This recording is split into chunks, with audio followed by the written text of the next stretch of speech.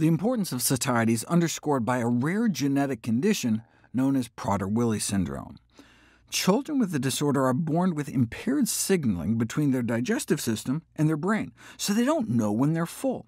With no sensation of satiety, they can accidentally eat so much they fatally rupture their stomach. Without satiety, food can be a death sentence. Protein is often described as the most satiating macronutrient. People tend to report feeling fuller after eating a protein-rich meal compared to a carbohydrate or fat-rich one. The question is, does that feeling of fullness last?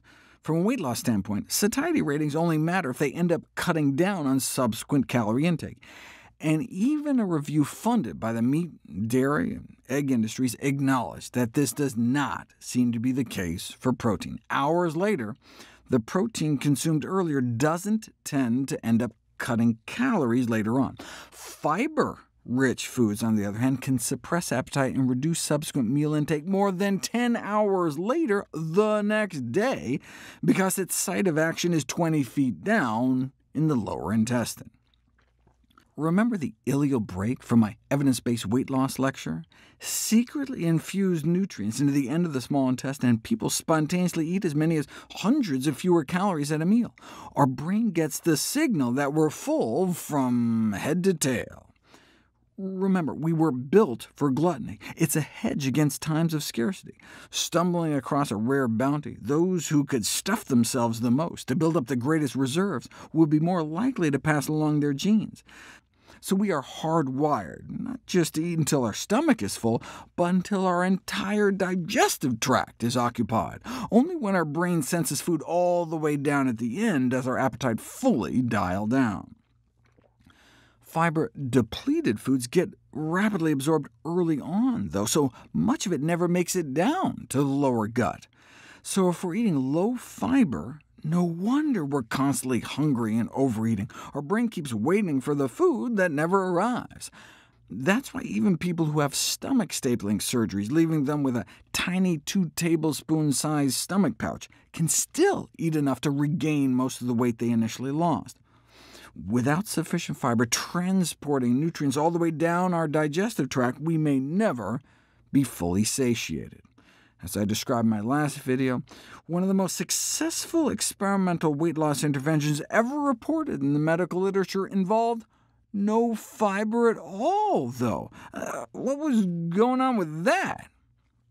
At first glance, it might seem like a no-brainer that removing the pleasurable aspects of eating would cause people to eat less. But remember, that's not what happened.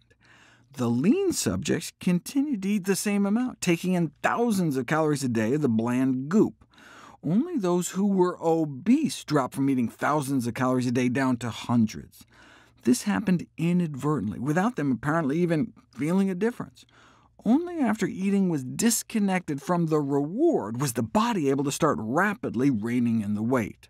See, we appear to have two separate appetite control systems, the homeostatic system and the hedonic system.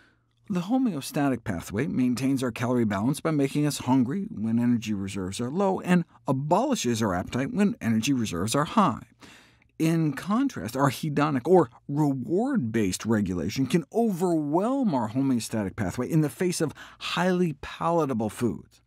This makes total sense from an evolutionary standpoint. In the rare situations in our ancestral history when we'd stumble across some calorie-dense food like a cache of unguarded honey, it would make sense for our hedonic drive to jump into the driver's seat to gobble up the scarce commodity. Even if we didn't need the extra calories at the time, our bodies wouldn't want us to pass up that rare opportunity. Such opportunities aren't so rare anymore, though. With sugary fatty foods around every corner, our hedonic drive may end up in perpetual control, overwhelming the intuitive wisdom of our bodies. So, what's the answer? Never eat really good-tasting food? No, but it may help to recognize the effects hyper-palatable foods can have on hijacking our appetites and undermining our body's better judgment. Ironically, some researchers have suggested a counterbalancing evolutionary strategy for combating the lure of artificially concentrated calories. Just as pleasure can overrule our appetite regulation, so can pain. Conditioned food aversions are when we avoid foods that made us sick in the past. That may just seem like common sense, but it's actually a deep-seated evolutionary drive that can defy rationality. Even if we know for a fact a particular food was not the cause of an episode of nausea and vomiting, our body can inextricably tie the two together. This happens, for example, with cancer patients undergoing chemotherapy. Consoling themselves with a favorite treat before treatment can lead to an aversion to their favorite food if their body tries to connect the dots. That's why oncologists may advise the scapegoat strategy of only eating foods before treatment you're OK with never wanting to eat again. Researchers have experimented with inducing food aversions by having people taste something before spinning them in a rotating chair to cause motion sickness. Eureka! A group of psychologists suggested this kind of strategy as a way of encouraging people to eat less unhealthy food, make them sick of the food by making them sick from the food. Or hey, what about using disgust to promote healthier eating? Children as young as 2.5 years old will throw out a piece of previously preferred candy scooped out of a brand new sparkling clean toilet bowl.